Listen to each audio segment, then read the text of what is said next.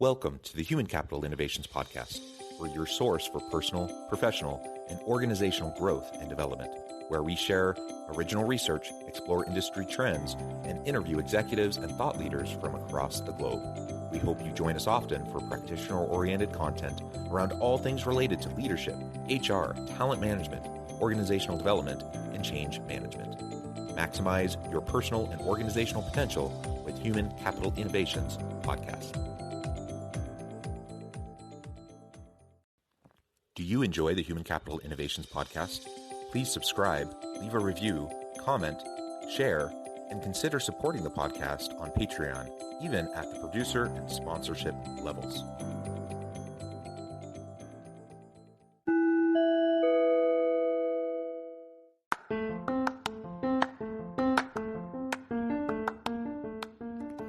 Welcome to the Human Capital Innovations Podcast. In this HCI podcast episode, I talk with Stuart Robles about his new book, The New World of Entrepreneurship, Insider's Guide to Buying and Selling Your Own Business in the Digital Age.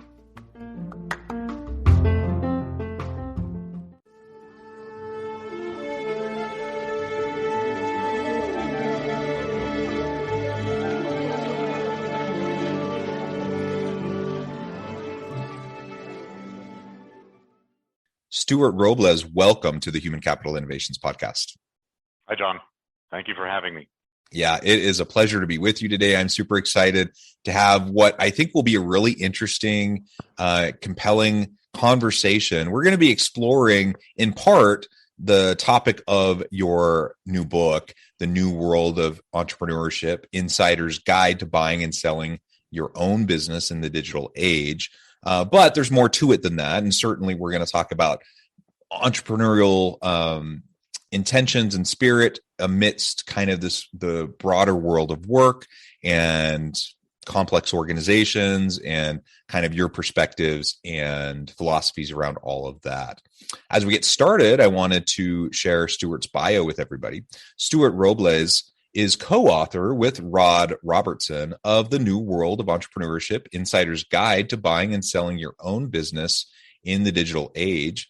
He is a partner at Briggs Capital, a Boston-based mergers and acquisitions firm that serves small to medium-sized businesses. He has done business in over 20 countries and formerly owned a call center in Central America that he helped grow to 950 employees before exiting and moving into worldwide business development. He earned his BBA in marketing and international business at the University of Texas, his MBA at Pontificia Universidad Católica de Chile, something like that. My pronunciation is not great. And he is a former instructor for the University of Texas Professional Development Center. A really great background. I'm excited to explore your book and related topics with you today. Anything else you would like to share with listeners by way of your personal context before we dive on in further? No, John. Well, a lot of the conversation will be the pragmatic world of the entrepreneur, and from our perspective as a firm that assists entrepreneurs in their journeys. But I did have that stint in the call center that you mentioned from my bio, where I had the PhD, MBA, master's degree in the topic of managing people. In 900, we went from 20 employees to 950 in 4 years. Oh my goodness! And it was whatever you can imagine happened and could have happened. It happened, and they never lit the call center on fire, thank goodness, But we were close to it at one point, so. There are things where I can relate to that world, that is insane levels of growth over a 4-year period. That's amazing. And feel free to share anything about what that was like to scale at that kind of a rapid rate. And of course, in your firm, Briggs Capital, you're working with organizations doing mergers and acquisitions. And this is also a big piece of what many are thinking about, many leaders are thinking about in super structured, really complex organizations. And that's how many organizations continue to grow and to stay relevant, is through mergers and acquisitions. And of course, that brings a whole extra level of complexity and challenges in relation to how do you manage the people in the firm when you're bringing in new people, you're bringing in new leadership, you're trying to acclimate, deal with cultural issues, onboarding, all these things, right? So all of that comes into really what leaders are trying to handle when you're in this wild and crazy world of entrepreneurship and in firms doing what they do, and growth and scaling. Yeah, completely. From the smallest company, to the largest organizations, the issue about making the acquisition, acquiring the firm, merging two firms is always, what are we going to do about the people? And, when the time comes, on the chopping block and everything. And I just feel that as more M&A happens at all levels, everybody from the leadership to the employees, they're getting used to it, and then they are less worried about it. And they're just, okay, it's another transaction that's happening. And the big exodus, the great resignation, the book is for those that are resigning right now, our book, because there's no better time to go and start your business as now. It's just so easy with technology, with the amount of capital that's out there. It's drying up right now is what you see in the headlines. It's not, it's whenever the capital gets so crazy at the VC level, there's always a wave that follows of people that want to get in that boat, and they missed the crypto boat, whoever had a little bit of excess money. So maybe they want to get into, investing into entrepreneurship, entrepreneurial ideas. As people leave on the exodus, they'll be back, the ones, because the failure rates are so high, and they'll be back at the big companies. Most of listeners are big company execs, right? So, they'll be back with the flavor of what it was to be out there, and I think they'll be more ready for whenever there are big changes or needs to, necessities to pivot, and less of that hassle that happens when you have to make big changes in big companies. I don't know. We had that call center experience where, we were just hiring folks, but we were also losing folks at almost the same rate as we were, bringing them in, because the company was not ready. We did not have the perks that our competitors had. And all the stuff you have to give, this type of employee, and the benefits and all the things. And, it was a real challenge just keeping everybody together, to go towards the mission of the company. But as more people more people come back and leave, I think just everybody becomes more mature about it. And I think it's just going to get easier for HR and organizational development challenges. It's just a feeling I get, Yeah. No, that's a really interesting perspective. And call centers are notoriously high turnover organizations anyways, right?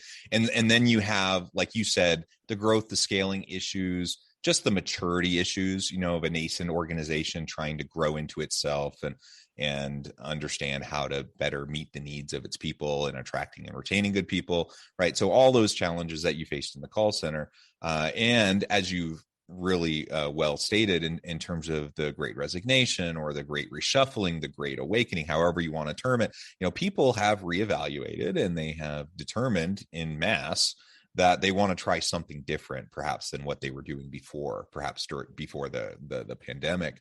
And it'll stick for some people, and for a lot of people, they'll play around with entrepreneurial endeavors for a while, or dabble in the gig economy for a while. Many of them will return back to more traditional organizations, but we've been seeing for a long time, the trajectory towards more gig economy, contingent workforce, contract workers, like all of that. I don't think that trend is going to be reversing itself anytime soon.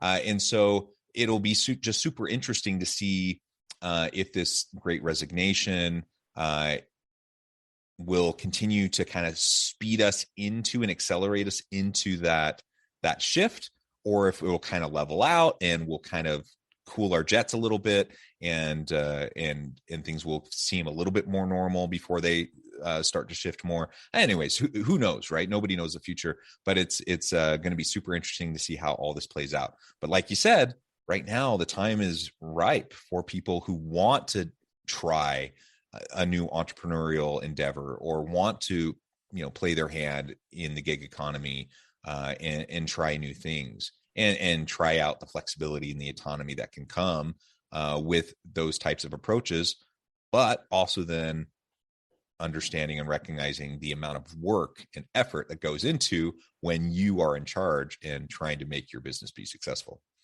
Yeah. The biggest dream is when you're an employee, you want to be the employer.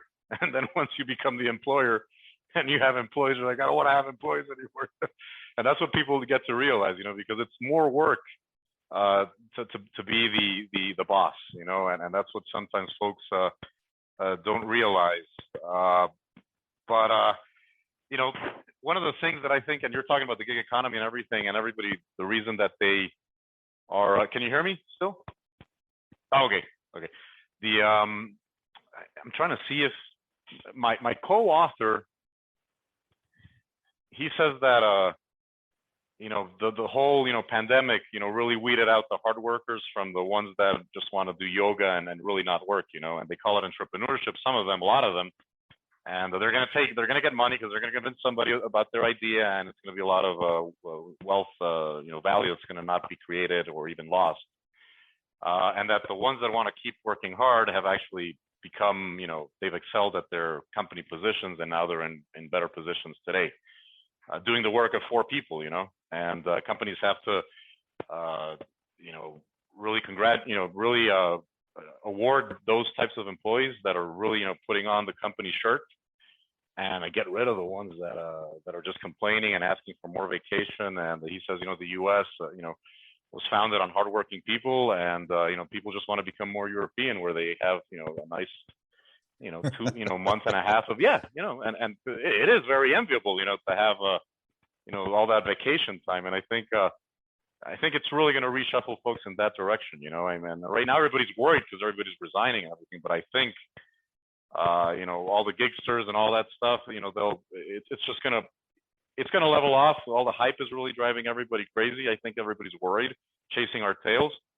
But I think it's going to be great for big companies, especially because they're going to really realize that wherever they had a department with 25 people, it can be run by 5. Yeah. And I think I came over here because I was looking for the other book that I didn't write, but my co-author Rod wrote.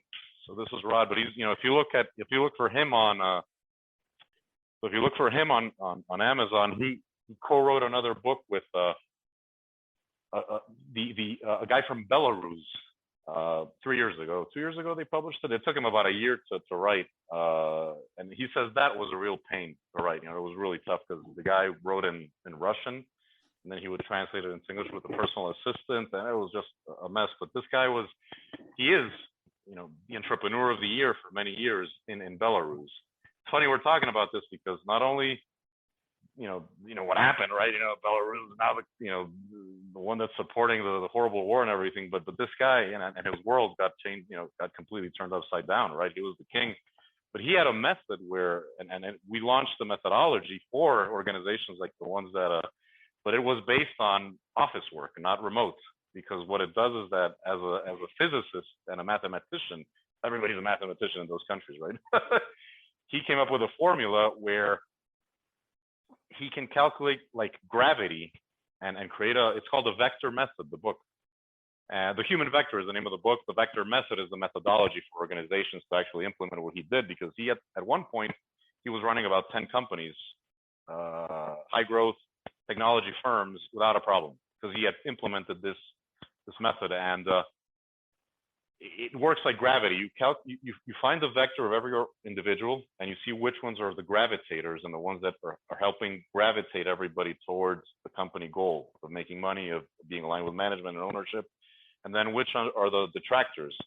And then once you identify both, you work on how to make the detractors or assign. It's an unbelievable cross-sectional way of taking advantage of who you have in the organization, actually making them take a certain role in terms of going towards the company objective in a mathematical precision. It's just amazing. And but that whole thing, got ruined with the because got to be, it's the people that are at the water cooler. How do you identify those, channel them correctly to, go with company culture, go with the company's objectives. And now that things are going back to the office, I think it could be re-implemented, but it goes right into what we were talking about, where, if you identify the right people, you're able to really, make the organization grow. People don't leave. You can have a call center where people don't, resign after, 3 months or 6 months, and go on to the next call center where they get more ping pong table hours, and this happens a lot in offshore locations where, the Philippines and, Latin America. Anyways, the more ping pong tables sometimes you have, it's a lot of young people, the more you are able to steal away agents from the other company, from a competitor. Anyways, I just thought of that because, as we're going back to the office, we'll see who really wants to go back and work,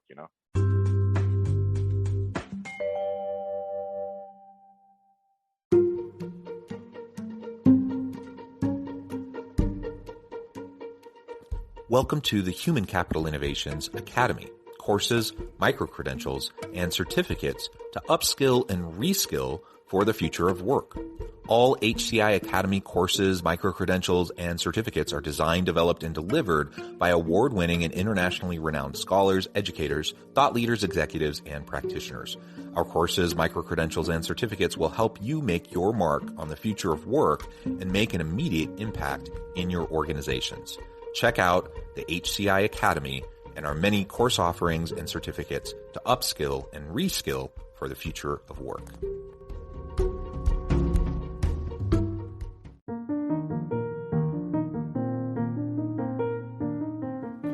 Check out our new weekly LinkedIn newsletter, Alchemizing Human Capital, exploring industry trends via original research and interviews with executives and thought leaders from across the globe. We look forward to having you join us.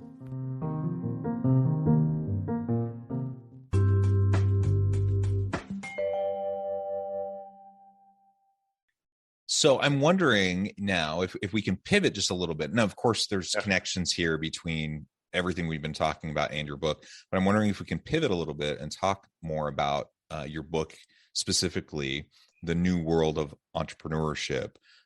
Tell us a little bit more about what this book is all about, and then we can start to dive into some of the key findings, key takeaways.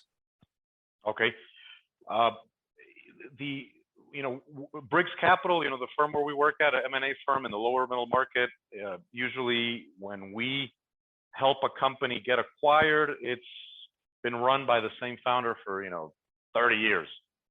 And this person is hitting, 60, 65, and needs to, they've put everything into the business. They don't have anything liquid. It's all inside the business. We got to, they got to exit. They got to cash out and, be able to retire, leave something for their, children, etc.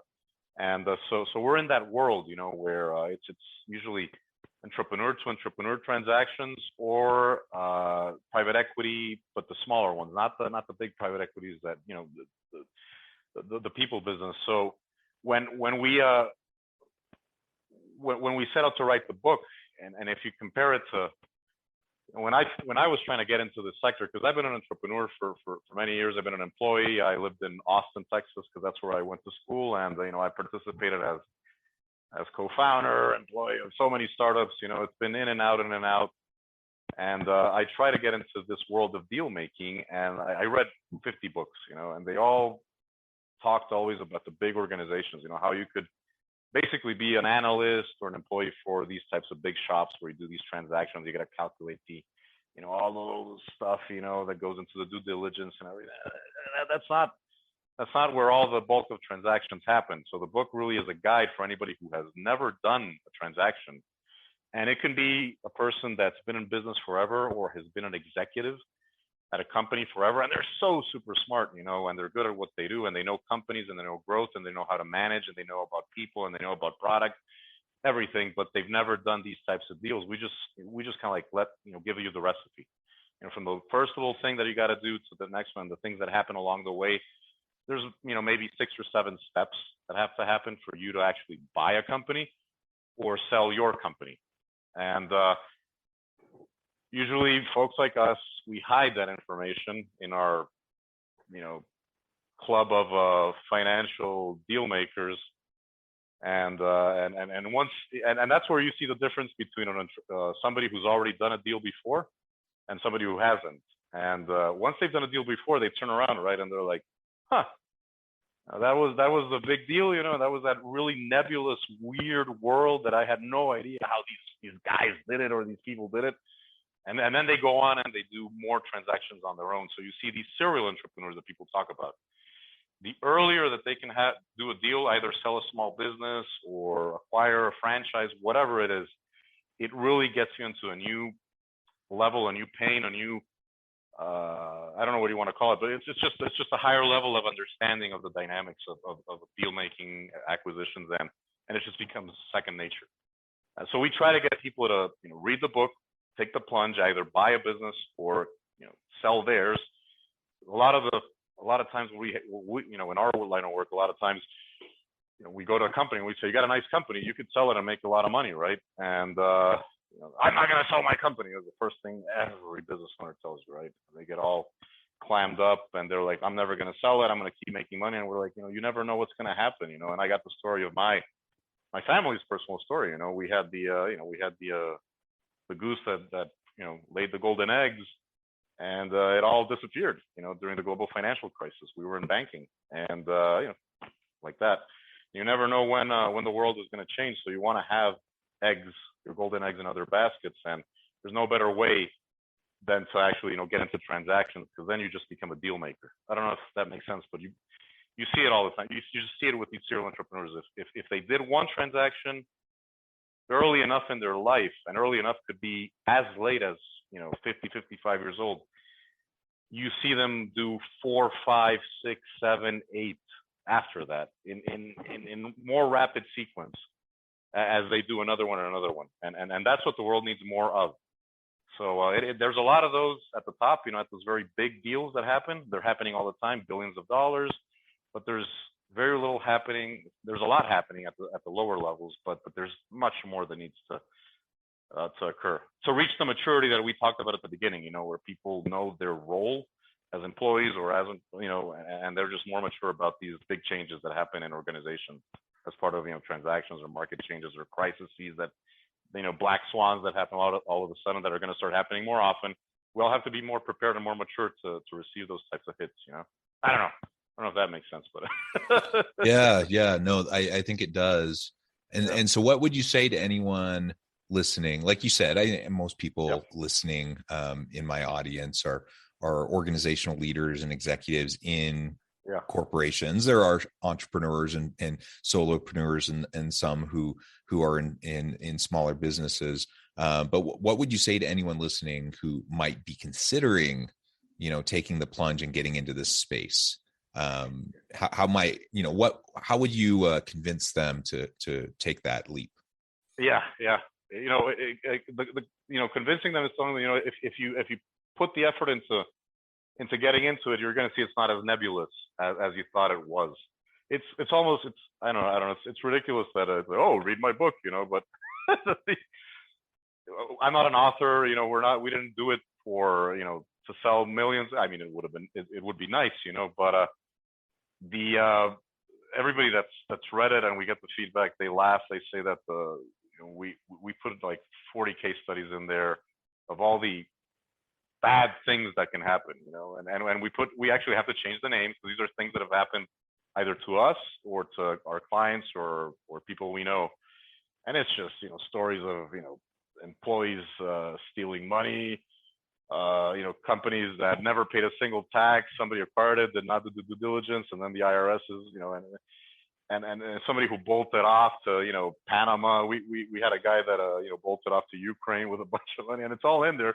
It's the type of stuff your uncle might say at a dinner about his lifelong happenings, but they're in here, and it's funny, it's enjoyable, it's quick to read, but there's a lot of meat in there where you're just gonna have a fun time, and you're gonna be like, okay, I just got the recipe for how to get started. And I think I just already have the guide, on the 5-6 things that I have to do to get ready to either take the plunge and go into business by acquisition, by just launching it, and by reading it. I think somebody in corporate organizational development or whatnot could actually it could be a good starting point to getting a corporate venture capital fund created at the firm, or a venture arm or something to just give entrepreneurship, give those employees that you feel will eventually leave because they have that bug in them, and give them, stay with us. Here's, a little incubator, here's a little company support that you can have, and go out and make, a spinoff, for the firm, right? That's, there's been a lot of success in corporate venture capital, and I think it could be a good primer,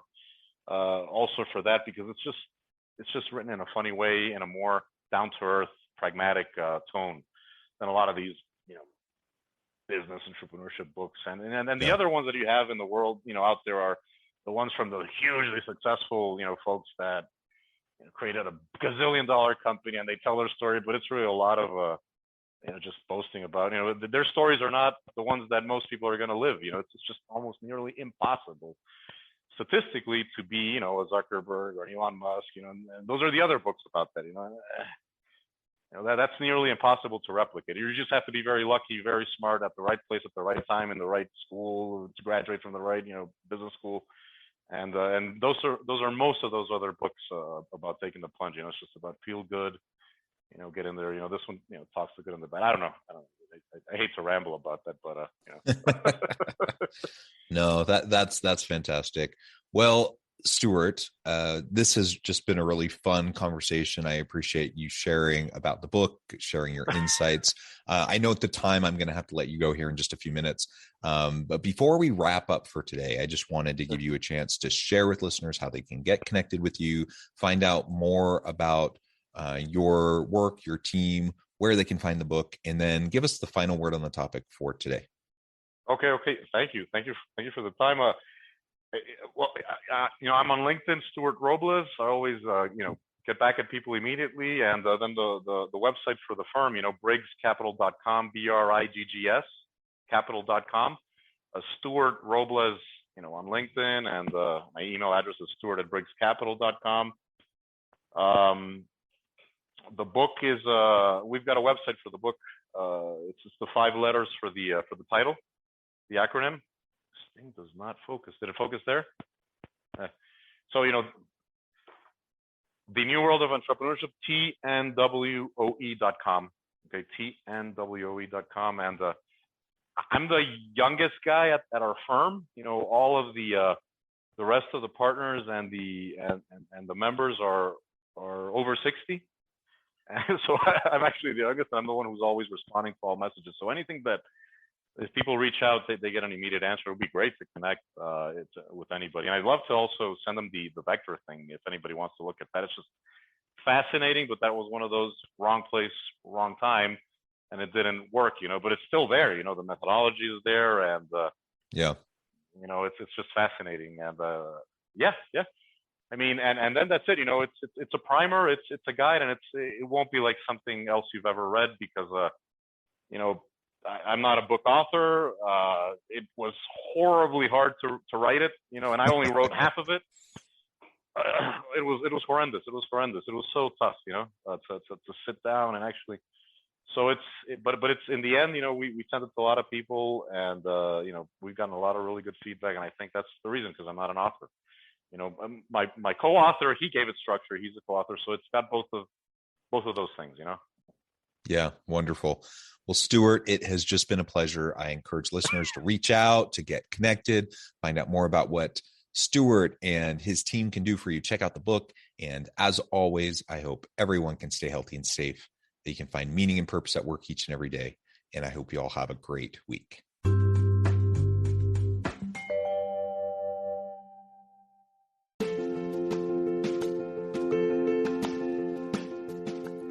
Bluer Than Indigo Leadership, the journey of becoming a truly remarkable leader. Early in my adult life, I learned about an Asian proverb that translates as bluer than indigo. If you think about the color indigo, it is a brilliant, deep, and vibrant blue, what some would call the bluest of blues. To have something that is bluer than indigo is rare and truly remarkable. Contrary to popular myth, there is no one-size-fits-all or cookie-cutter approach to effective leadership. There is no silver bullet, no secret sauce, no go-to model that will solve all of your problems. The truth is, great leaders have all had their unique strengths and flaws, and have all had to discover and then pave their own distinctive path in their life's journey to fulfill their leadership potential. Bluer Than Indigo Leadership will help you discover your own path and explore those ordinary, everyday actions that will help you respond to an uncertain future and produce extraordinary results for individuals, teams, and organizations.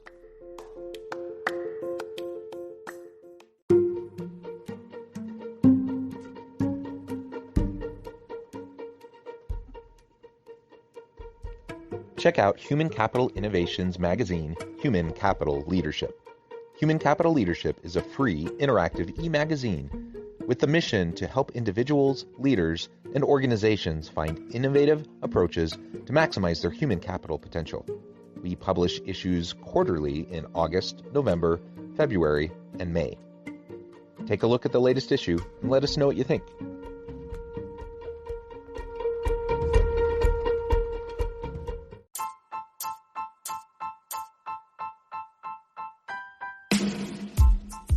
The alchemy of truly remarkable leadership. Ordinary, everyday actions that produce extraordinary results.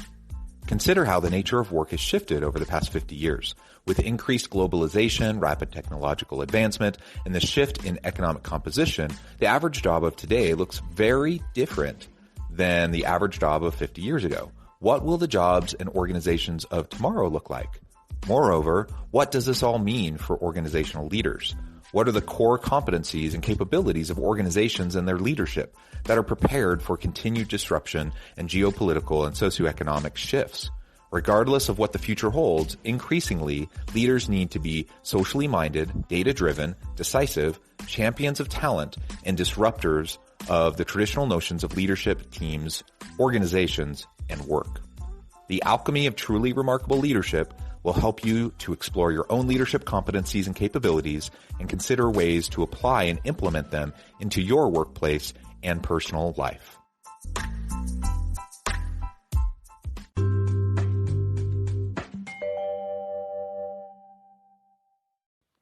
Do you enjoy the Human Capital Innovations podcast?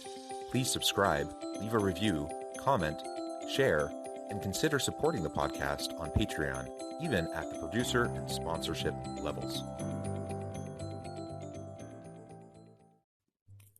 Thanks again for joining us for this episode of the Human Capital Innovations podcast. I hope you stay healthy and safe and that you have a great week.